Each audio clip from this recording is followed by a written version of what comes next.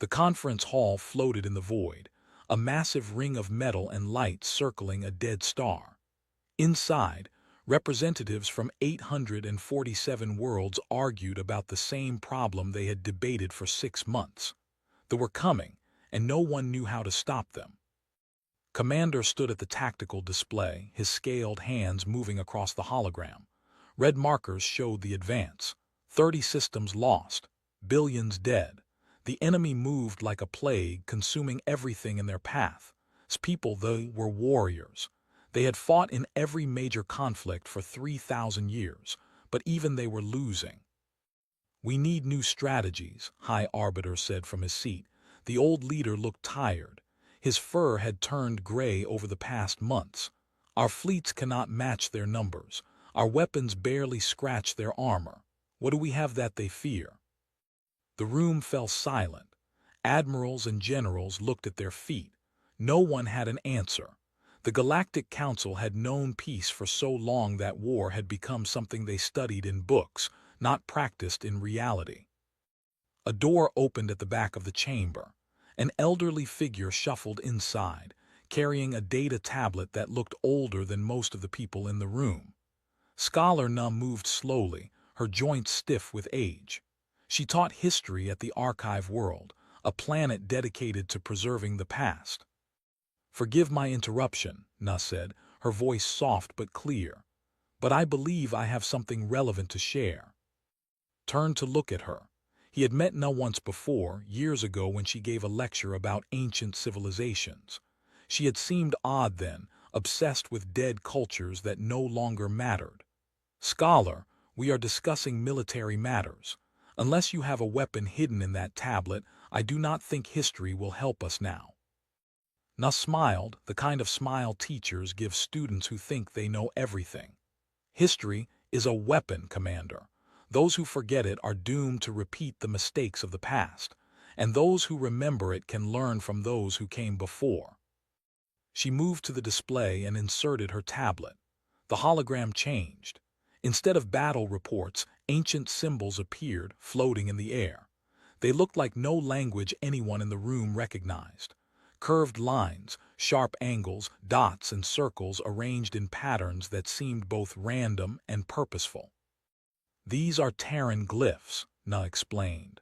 "From the Dark Age, more than 50,000 years ago, before the Council existed, before most of our civilizations had even discovered fire."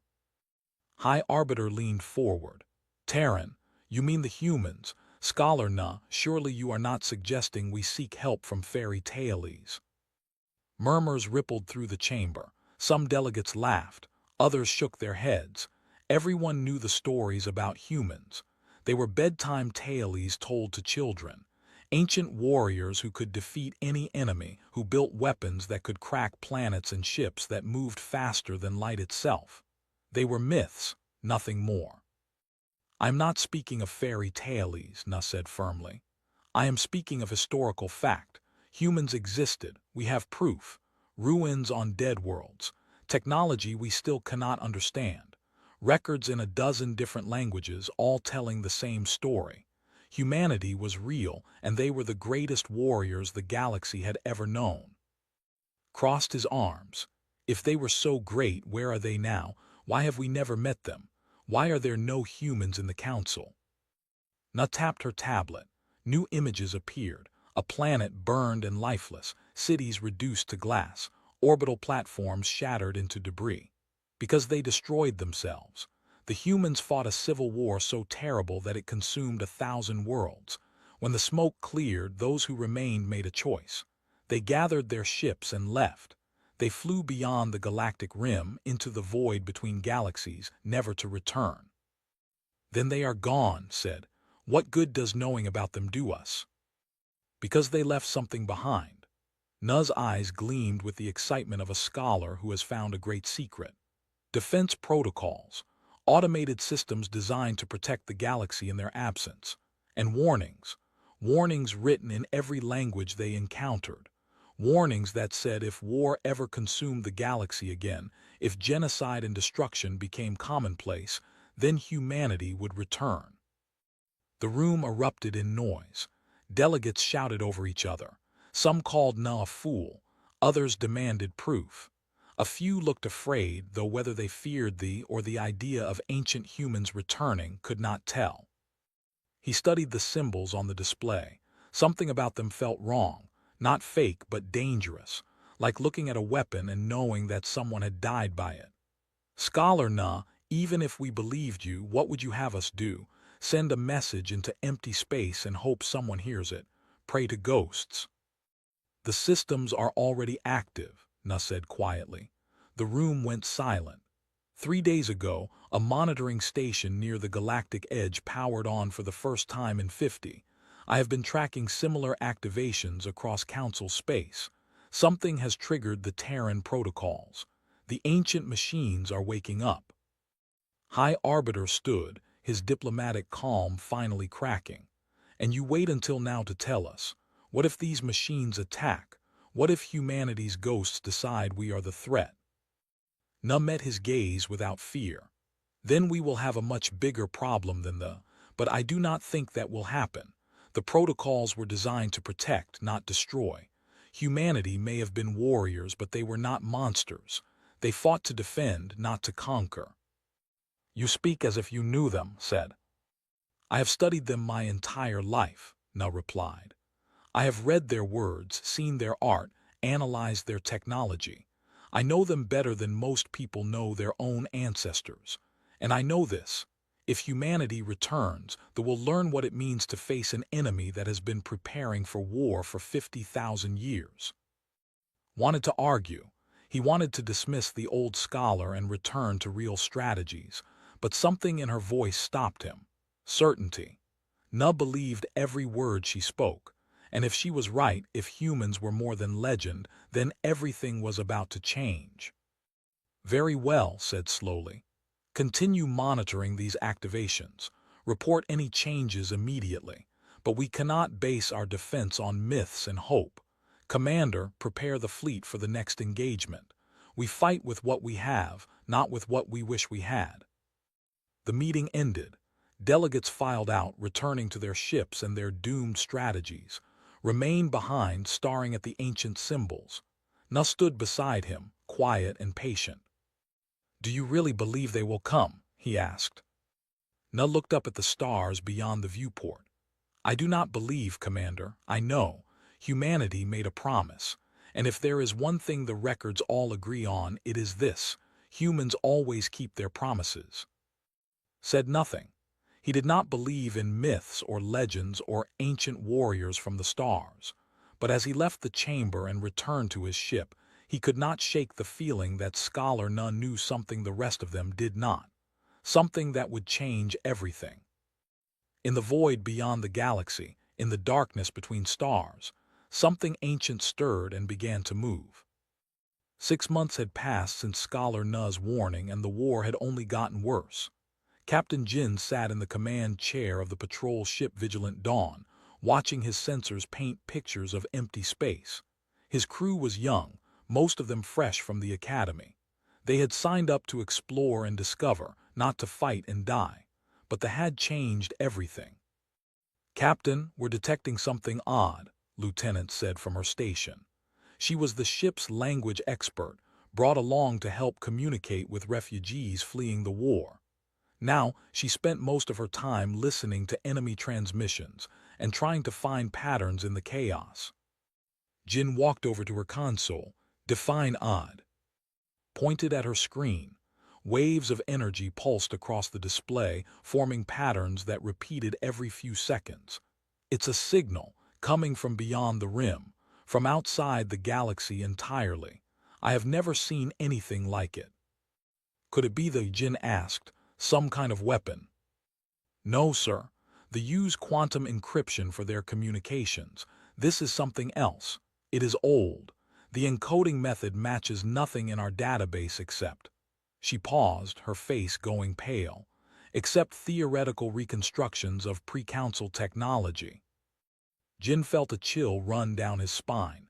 He had heard the stories. Everyone had. After Scholar Na's presentation to the council, rumors spread like fire. Some said ancient machines were waking. Others claimed ghosts from the past were returning. Most people dismissed it as superstition. But Jin had learned to trust his instincts, and right now, those instincts were screaming danger. "Can you translate it?" he asked. His fingers flew across her keyboard. Working on it, the structure is simple, almost primitive, like they wanted to make sure anyone could understand it. "Give me a moment." She fell silent, her eyes scanning lines of data. Then she stopped. Her hands dropped to her lap. "Oh no." "What does it say?" Looked up at him, and Jin saw fear in her eyes. "It says, cease aggression against Council worlds. This is your only warning." The bridge went quiet. Every crew member turned to look at their captain. Jin's mind raced. A message from beyond the galaxy. A warning issued to the, written in a language older than civilization itself. It could only mean one thing. "Get me High Arbiter," Jin said, "and find Scholar Na. She needs to hear this." 20 minutes later, Jin stood in his ready room, watching the holographic images of and Na. The High Arbiter looked skeptical. The Scholar looked excited. "You are certain of the translation?" asked. "Doctor checked it 17 times, Jin replied. "The message is clear. Someone out there knows about the war, and they are telling the to stop." Na leaned closer to her camera. "Send me everything. All the data, all the readings. I need to analyze the source coordinates." "Scholar, you cannot seriously believe this is from humans," said. "It could be a trick, the trying to frighten us, or some other power playing games." "Then explain the language," Na shot back. "The encoding method, the location. Captain Jin, where exactly did this signal originate?" Jin pulled up a star chart. A single point glowed in the darkness beyond the galactic rim. "Here, about 5 million light-years from the edge of mapped space. There are no stars there, no planets, nothing but void." Na's breath caught. "Those coordinates, I have seen them before, in an ancient text recovered from a dead world. The humans called that region the Silent Home. It was where they went after they left, after the Civil War. They went there to heal." "Or to die," said. "No," Na shook her head. "Not die, wait. They went there to wait until they were needed again, and now something has happened, something that made them send this message." Jin wanted to believe her, but belief required proof, and all they had was a signal from empty space. "What do we do with this information?" "We ignore it," said firmly. "We cannot change our strategy based on ancient legends and mysterious signals. That will not stop because of a message. We must focus on what we can control, what we can fight." The conversation ended. Jin returned to his bridge, but he could not shake the feeling that they were missing something important, something that could change everything. 3 days later, they destroyed 3 more Council worlds. Billions died in hours. The enemy showed no mercy, no hesitation. They did not care about warnings or messages or ancient threats. They only cared about conquest. And then the second signal arrived. Jin was sleeping when the alarms woke him. He ran to the bridge still in his night clothes, was already at her station, her face glowing in the light of her screens. "It's the same source," she said before he could ask. "Same location, but the message is different now." "Show me." The words appeared on the main display. Simple, direct, terrifying. "Warning ignored. We are coming." Jin felt his blood turn to ice. Around him, his crew stared at the message. No one spoke. No one moved. They all understood what this meant. "How long?" Jin whispered. "Unknown," said. "The signal does not specify, but Captain, there is more. I have been monitoring the old defense platforms. The one Scholar Na mentioned. They are all activating, every single one, across the entire galaxy." Jin pulled up a tactical map. Red dots appeared across the display, thousands of them. Defense stations that had been dormant for longer than any living being could remember. Now they were waking up. Power signatures spiked. Weapon systems came online. Shields activated.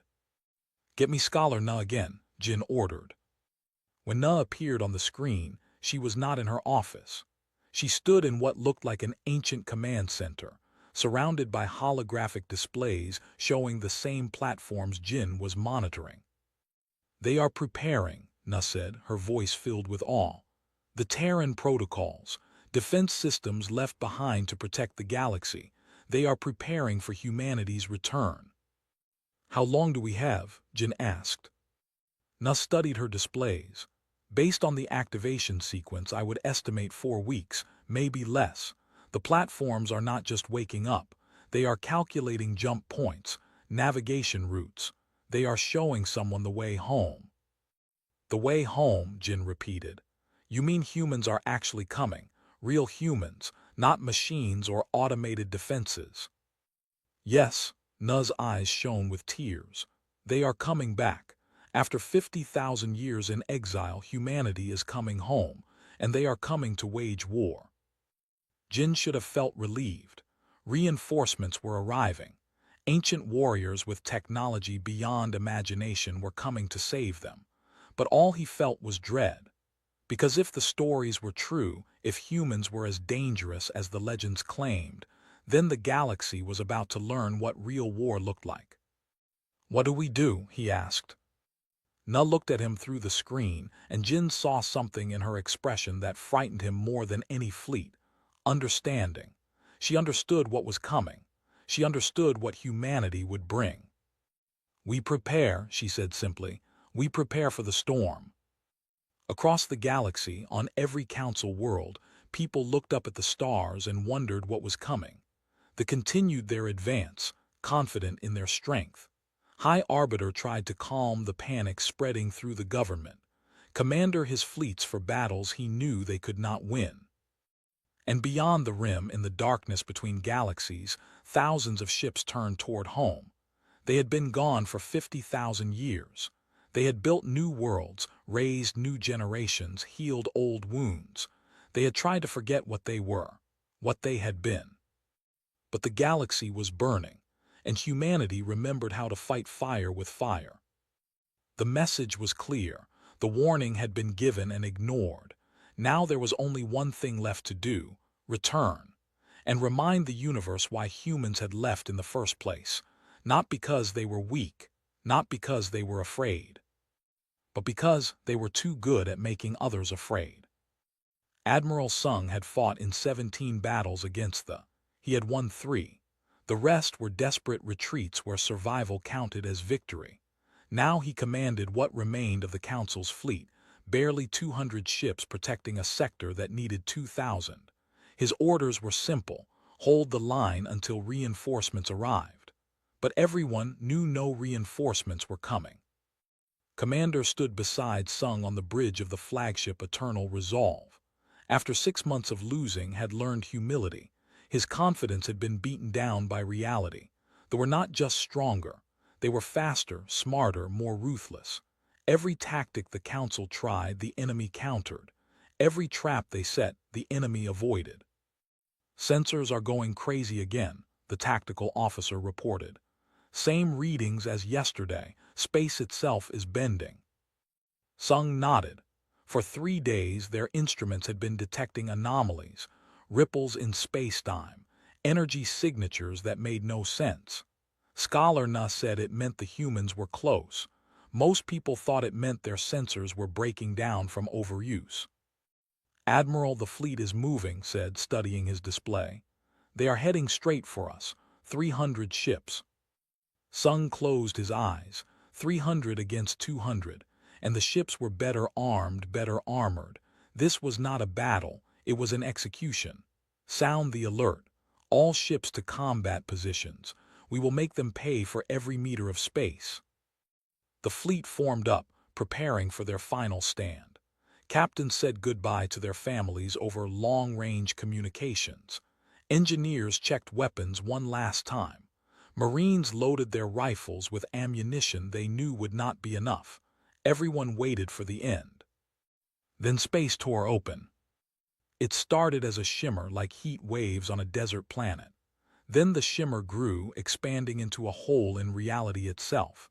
And through that hole something came, something massive, something impossible. A ship emerged from the warp.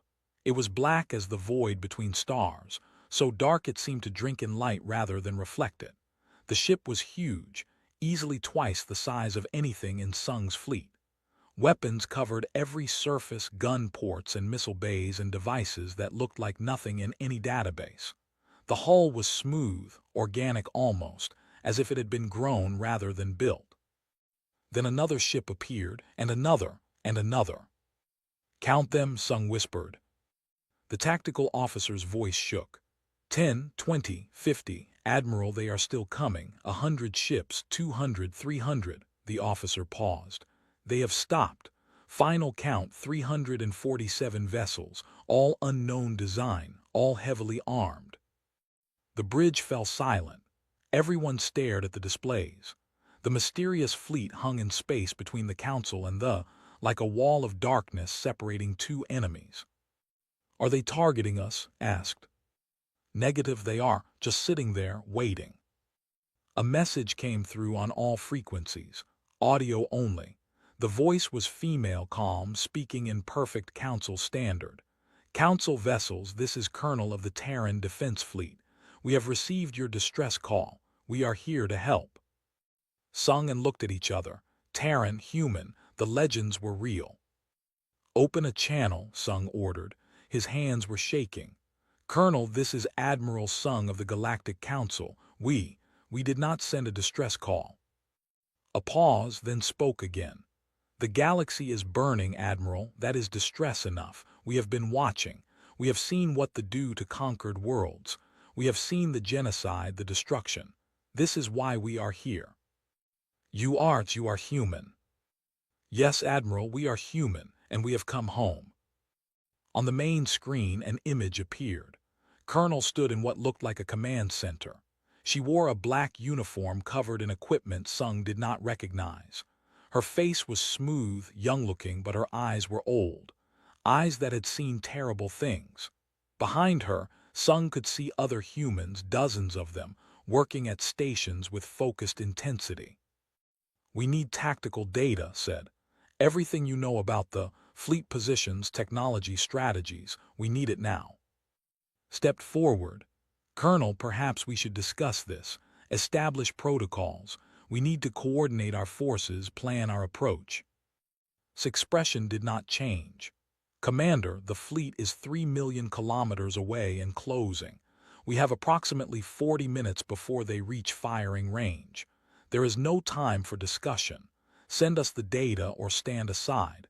We will handle this either way." Sung made a decision. "Send her everything. All our intelligence, all our battle reports, everything." The data streamed across space. Watched it flow across her screens, her eyes moving faster than should be possible.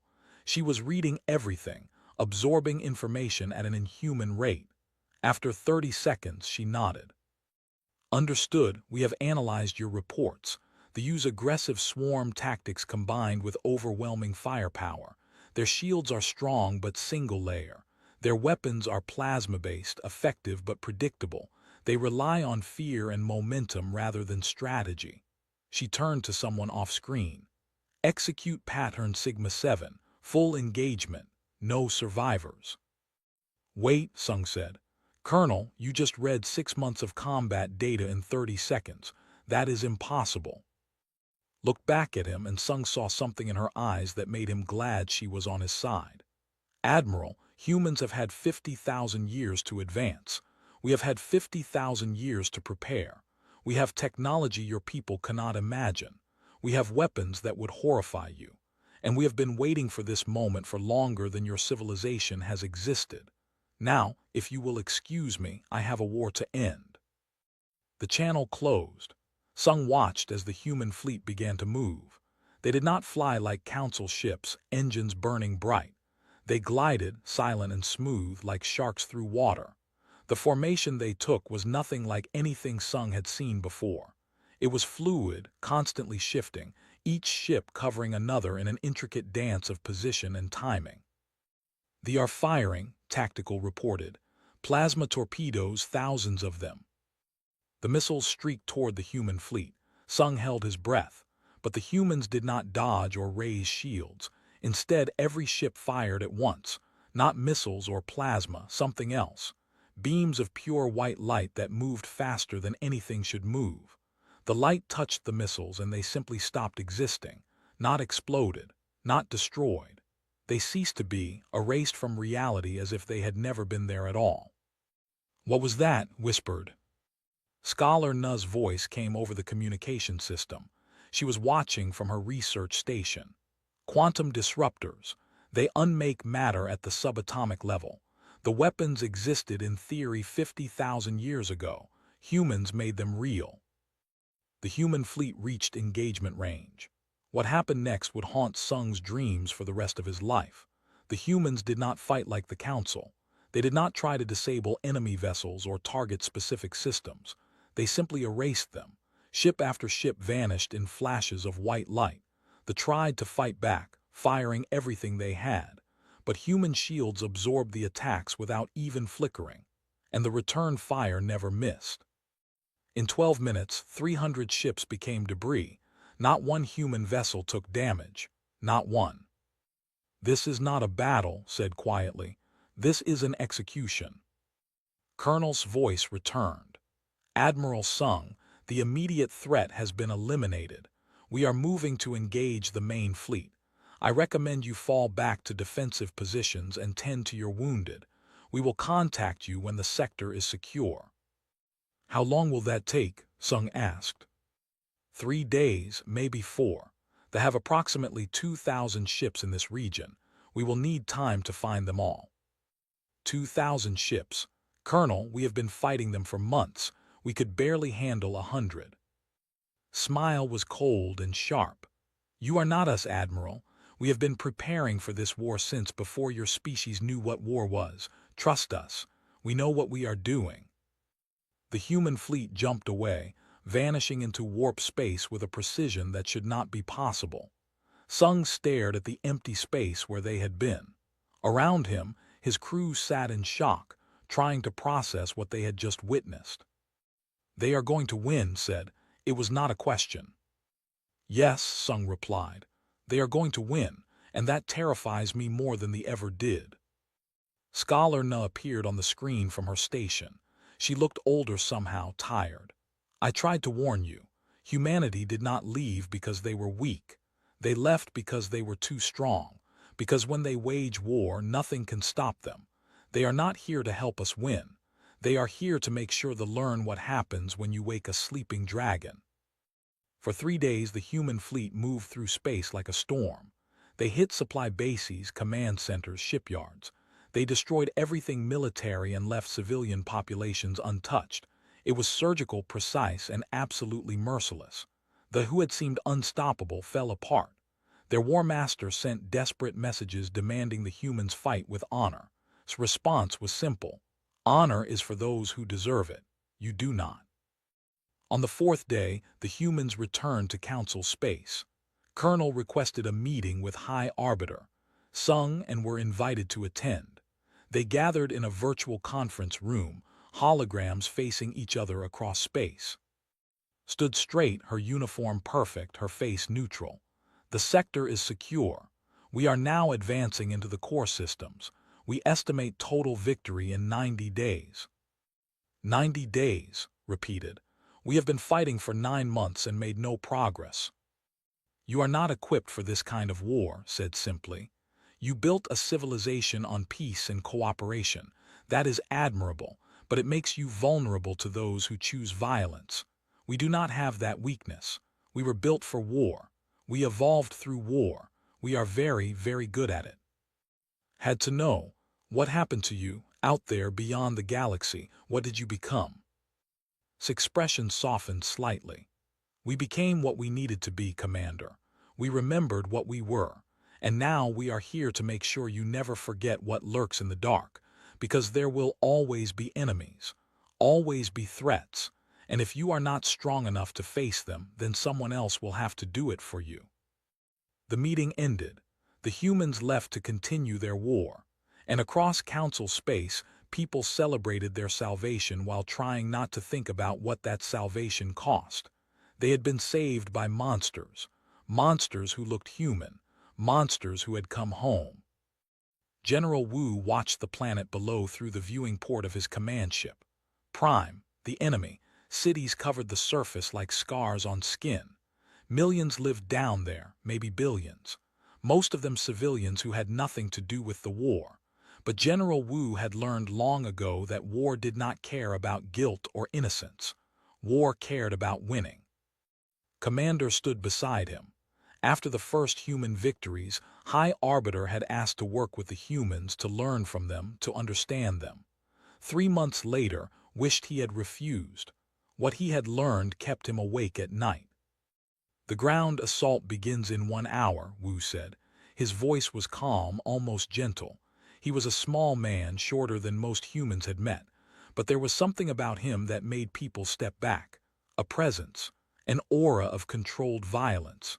Your people should stay in orbit. This will not be pretty. I have seen war before, said. Wu turned to look at him. The general's eyes were dark brown, almost black. No, Commander, you have seen conflict, you have seen battles, but you have never seen what we do, what we have to do. I hope you never understand why. Below them, 30 battleships rose from the planet's surface. A desperate last defense. Automated gun platforms opened fire. Missiles launched by the thousands.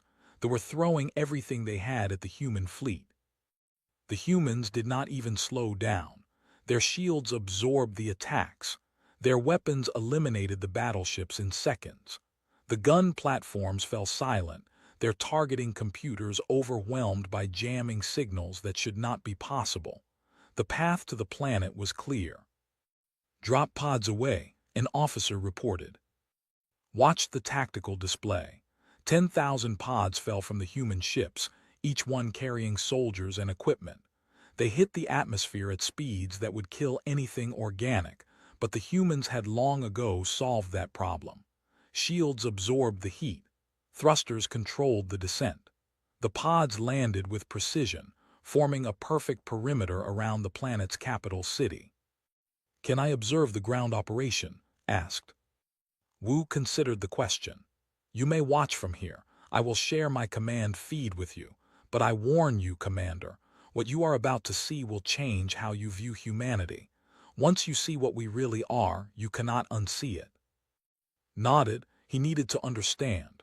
The Council needed to understand what kind of allies they had gained. The feed connected, saw through the eyes of a human soldier standing outside her pod. Around her, thousands of others assembled in perfect formation. They wore armor that looked like it was part of their bodies, black and sleek, covered in weapons and sensors. Their faces were hidden behind helmets that made them look like insects. Inhuman, frightening. General Wu's voice came through the communication system, speaking to his troops. Soldiers of humanity, you know your mission. Eliminate all military targets. Capture the War Master and his command staff. Spare civilians where possible, but remember, they showed no mercy to the worlds they conquered. They chose this war. They chose this outcome. Now we show them the price of their choice. Move out. The army moved. They did not run or charge. They advanced with mechanical precision, each soldier covering another, each squad supporting the next.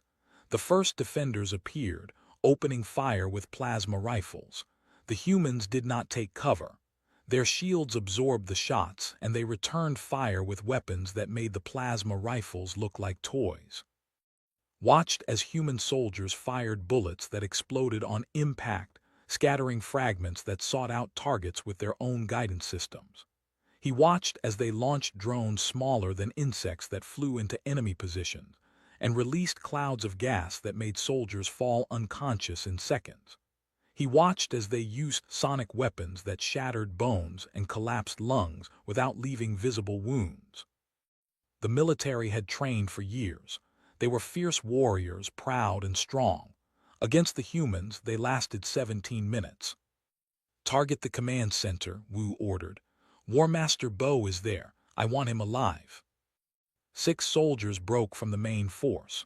They moved through the city like ghosts, avoiding patrols, disabling security systems, leaving no trace.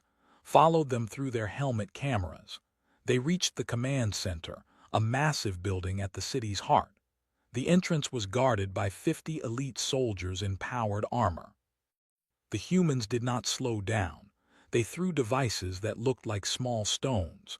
The devices stuck to the guards' armor and emitted pulses of electromagnetic energy. Every guard fell, their armor systems fried, their weapons useless. The humans walked past them into the building. Inside, they found War Master Bo in his command room, surrounded by his staff. The War Master was huge, nearly 3 meters tall, covered in scales and muscle. He held a plasma cannon that could blow a hole through a building. He pointed it at the lead human soldier. "You will not take me alive," Bo snarled. The human moved so fast almost missed it. One moment, Bo was aiming his cannon. The next, the weapon was on the floor and Bo was on his knees, his arms bent at angles that made wince. The human had disarmed him in less than a second. "War Master Bo," the soldier said. Her voice was calm, professional. "You are under arrest for crimes against sentient life. You will stand trial before the Galactic Council. Resist, and I will make this hurt." Bo tried to fight. He was strong, trained in a dozen combat styles. The human broke both his arms and 3 of his ribs in 5 seconds. Then she injected him with something that made him go limp. Target secured, returning to extraction point. The operation continued. Over the next hours, humans swept through every military installation on the planet. They captured commanders, destroyed weapon stockpiles, disabled shipyards, and they did it all without firing a single shot at civilians. When families huddled in their homes, human soldiers walked past without looking at them. When children ran through the streets, confused and scared, humans stopped to move them to safety. "You see," Wu said too, "we are not monsters. We do not kill for pleasure, but we are efficient, we are thorough, and we always complete the mission." "Your soldiers are like machines," said quietly. "They do not hesitate, they do not question, they just do."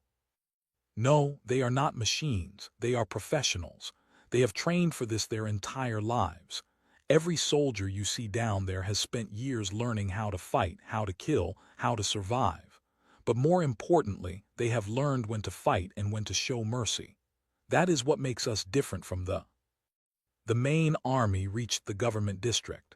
Officials tried to negotiate, offering surrender if the humans promised to leave. Wu's response was broadcast on all frequencies. "There are no negotiations. The empire is ended. Your military is destroyed. Your fleets are scattered. Your colonies are liberated. You chose to wage war against peaceful worlds. You chose to commit genocide. Now you face the consequences. Lay down your weapons and you will be treated fairly. Fight and you will be eliminated." Most surrendered. A few tried to fight and were neutralized in seconds. By the end of the first day, the capital was secure. By the end of the first week, the entire planet was under human control, and the casualties among civilians were fewer than 1,000, most from accidents and panic. Scholar Na joined on the command ship. She had been documenting everything, recording the war for future generations. "They are fighting the war they always fought," she said. "Fast, precise, overwhelming. This is what humanity was built to do." "It is terrifying," admitted. "Yes, but it is also necessary. They would have destroyed us. They would have kept conquering until the entire galaxy burned. The humans stopped them in 3 months. 3 months, Commander. We fought for 9 and achieved nothing." The campaign continued. Human forces moved through the empire like a scalpel, cutting out the military while leaving the civilians intact. They destroyed warships but left transports alone. They captured commanders but released conscripts. They were ruthless but not cruel, efficient but not evil. And then they made their final mistake. On a remote colony world, a commander released bioweapons into the water supply of a council city. Millions died in hours. Men, women, children, all dead from diseases engineered to kill as painfully as possible. It was an act of spite, a final strike from a dying empire. Colonel's response was immediate. She addressed the remnants on all channels. Her voice was cold enough to freeze stars. You have crossed a line. You used weapons of mass destruction against civilians. You committed an act so vile that there is only one appropriate response. By unanimous decision of the human command, the is hereby declared a biological hazard. Evacuation will begin in 24 hours. Anyone remaining after that time will be subject to sterilization protocols. Did not understand. Sterilization protocols. Wu explained, and his voice was heavy with regret. We will clean the planet of all biological life. Every plant, every animal, every microbe. We will turn it into a dead rock. A warning to anyone who thinks about using bioweapons ever again. You cannot do that, said. There are billions of civilians down there. And we are evacuating them. Every ship we have is being diverted to move people off-world. But the planet itself must be made an example. This is the price of using such weapons. This is the price of choosing evil. For 24 hours, the largest evacuation in history took place. Human ships worked alongside council vessels to move people. Millions were saved. But when the time ran out, there were still thousands left. People who refused to leave, who thought the humans were bluffing, who chose pride over survival. Watched as Colonel gave the order. Execute sterilization protocol, make it clean, make it complete. The human fleet fired. Not explosive weapons, not plasma or missiles, something else. Energy that did not destroy but transformed. The planet's surface glowed blue, then white, then faded to gray. When it was over, Prime was dead. Every living thing gone. The cities remained, empty monuments to a civilization that chose war and paid the ultimate price. 97 days, General Wu said softly. The Empire lasted 97 days against humanity. Let that be remembered. Let that be the lesson. Stood in silence, staring at the dead world below. The humans had won. They had saved the Council. But the cost of that salvation was a burden knew would haunt him forever. Because now he understood what Scholar Na had been trying to tell them from the beginning. Humanity was not evil, but they were the most dangerous thing in the galaxy, and they had just reminded everyone why they had left 50,000 years ago. Not because they could not win wars, but because when they did, nothing remained but ashes and silence.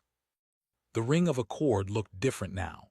6 months after the war ended, the conference hall still felt like a tomb. Representatives from 847 worlds gathered once again, but this time the mood was not panic. It was fear, fear of their saviors. High Arbiter stood at the center, looking older than his years. The war had aged him, but more than that, the peace had aged him, because peace with humanity watching from the shadows was not really peace at all. It was a ceasefire that could end whenever the humans decided it should. We must address the question, said to the assembled delegates. What do we do about humanity? They saved us. They destroyed our enemies. But now they sit in orbit around our worlds, watching, waiting. Some of you have asked them to leave. They refuse. Some of you have asked them to join the Council. They refuse that too. So I ask all of you, what do we do? Silence filled the chamber. No one wanted to speak first. No one wanted to be the one who said the quiet part out loud. Finally, a delegate from the spoke. We should be grateful. Without humans, we would all be dead or enslaved. They asked for nothing in return. Another delegate, this one from a species that had lost 3 colonies to the, stood up. Grateful? I am terrified. Did you see what they did? They erased an entire planet of life. They fought a war with such efficiency that it looked easy. What happens if they decide we are the enemy? Who could stop them? The chamber erupted in argument. Some delegates praised the humans. Others feared them. Everyone had an opinion and no one agreed. The door opened. Colonel walked in, now promoted to ambassador. She had changed her military uniform for civilian clothes, but she still moved like a soldier. Behind her walked Scholar Na, the only person who seemed comfortable in the ambassador's presence. High Arbiter said formally, You asked to meet with me, I am here. Gestured to the empty space at the center of the chamber. Ambassador, thank you for coming. We have been debating your people's future relationship with the Council. Many questions have been raised. We hope you can provide answers. Stood straight, her hands behind her back. Ask your questions. I will answer what I can. A delegate from the Outer Rim world spoke first. Why did you come back? After 50,000 years, why return now? Because the galaxy was burning, said simply. We left behind monitoring systems. We promised that if war ever consumed the galaxy again, if genocide became common, we would return. That triggered those systems. We came because we promised we would. And now, another delegate asked, will you stay? Will you join the Council? No, we will not stay, and we cannot join the Council. Murmurs spread through the chamber, raised his hand for silence. Why not? You are part of this galaxy. You have proven yourselves allies. His expression did not change. Because we do not belong here. We left for a reason, High Arbiter. Humanity is too dangerous to coexist with peaceful civilizations. We are warriors. We were shaped by millions of years of evolution on a death world. We were hardened by thousands of years of war against each other. When we fight to win. We do not stop. We do not compromise. We are very, very good at killing. Then why did you help us? Someone called out. Because we may be warriors, but we are not monsters. We know the difference between necessary violence and cruelty. They crossed that line. They had to be stopped, so we stopped them. Commander stood up from where he had been sitting with the delegation. He had been silent until now, listening, thinking. The past months had changed him. He had seen things that would never leave his memory. Ambassador, I have worked with your people. I have watched your soldiers fight. I have seen your weapons, your tactics, your efficiency. And I have one question that keeps me awake at night. What if we become like what if, 100 years from now, the Council turns aggressive? What if we start conquering, destroying, committing the same crimes? The chamber went silent. Everyone stared at, waiting for her answer. She looked at for a long moment, and he saw something in her eyes. Respect, maybe, or pity. Then we will come back, she said quietly, and we will not help you. The words hung in the air like a death sentence. Everyone understood what she meant. If the Council became what they were, humanity would return not as allies but as executioners. Scholar Na stepped forward. Ambassador is telling you the truth that no one wants to hear. Peace is not natural. Cooperation is not the default state of the universe. Violence is always waiting, always ready. They proved that. And humanity is the sword that hangs over this galaxy, ready to fall if we forget that lesson. So we live in fear, a delegate asked. We build our civilization knowing that humans are watching, judging. No, Na said firmly. You live with awareness. You remember what happened. You teach your children about thee and what they became. You build your strength not to conquer but to defend.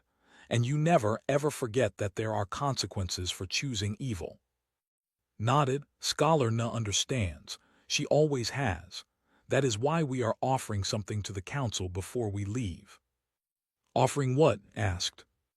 Produced a data crystal from her pocket. Knowledge, technology, not weapons. We will not give you the tools to destroy yourselves, but we will give you the wisdom to defend yourselves. Advanced shield designs, medical technology, faster communication systems, and most importantly, we will leave behind advisors. Humans who will teach your military commanders, your strategists, your leaders. We will help you become strong enough that you never need us again. But you will leave, confirmed. Yes. In 3 months our fleet will return to our home beyond the galactic rim. We will take our weapons, our soldiers, our warships. We will return to the life we built out there, but we will keep watching. The monitoring stations will remain active, and if war comes again, if genocide returns, we will know, and we will come back.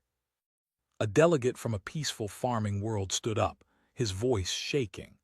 I speak for many when I say this terrifies me. You are saying humanity will be our eternal guardians, but also our eternal judges. We must live knowing that if we fail your standards, you will destroy us. Turn to face him directly. I am saying that actions have consequences. The universe does not care about your feelings or your fears. It does not reward good intentions.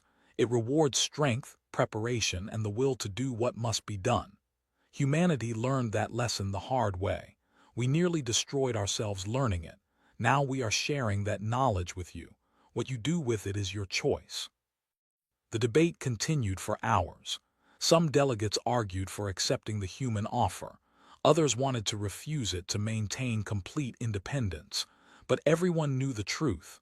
They had no leverage. Humanity held all the power. They could accept the offer or reject it, but either way, the humans would do what they wanted. Finally, High Arbiter called for a vote.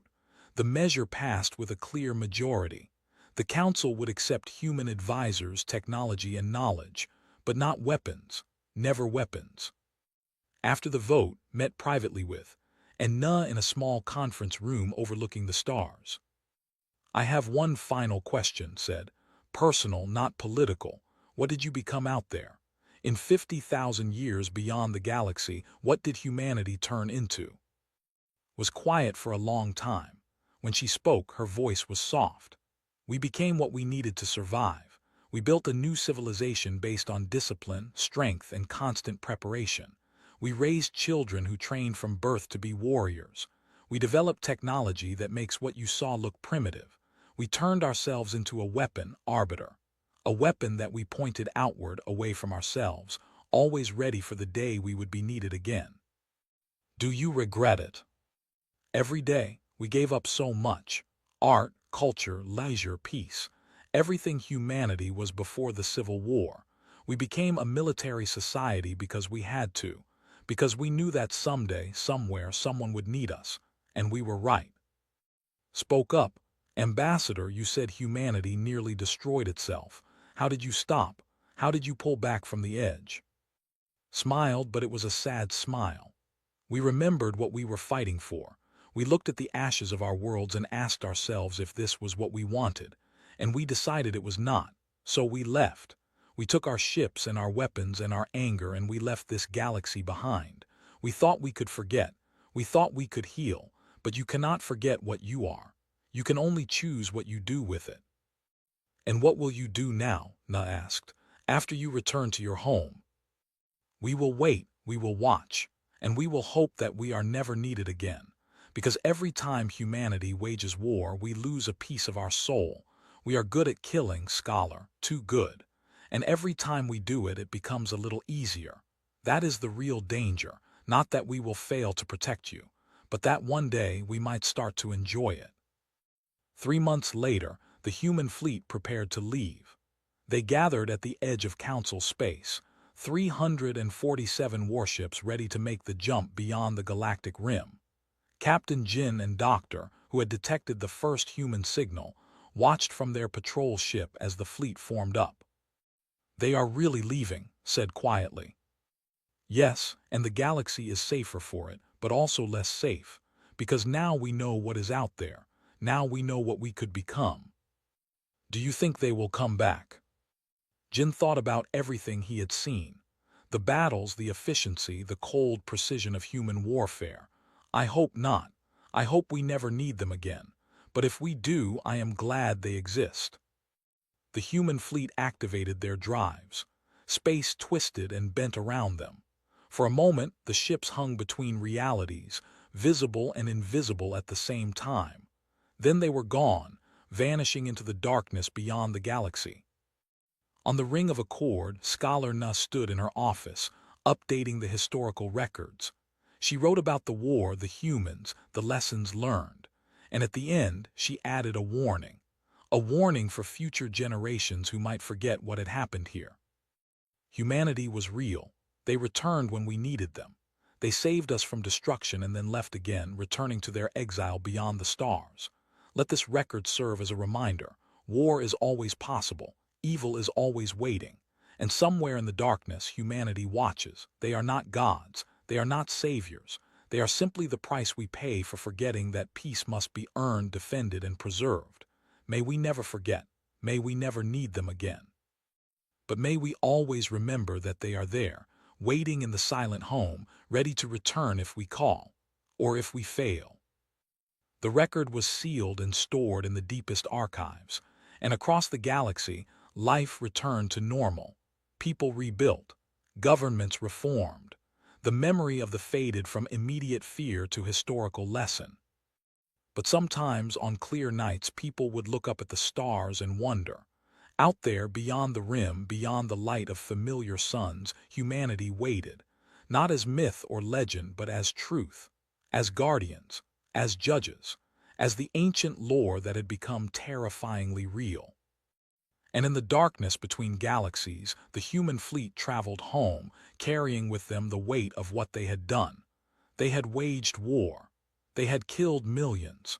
They had saved billions.